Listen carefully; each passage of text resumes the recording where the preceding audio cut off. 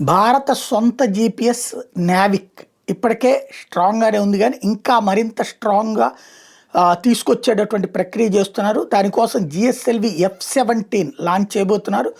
ఈ నెల 21వ తారీఖున బిగిన్ అయ్యి జూన్ 10వ తారీఖుకి అది నావిక్ శాటిలైట్కి లింక్ అవుతుంది, NVS-03కి.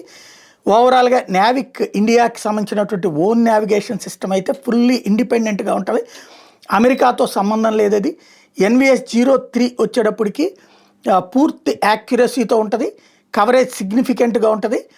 కొత్త జనరేషన్ శాటిలైట్ ఇది, స్ట్రాంగర్ ఆటమిక్ క్లాక్స్ దానికి ఏర్పడి ఉన్నాయి కాబట్టి పవర్ ప్రాబ్లం కూడా లేదు.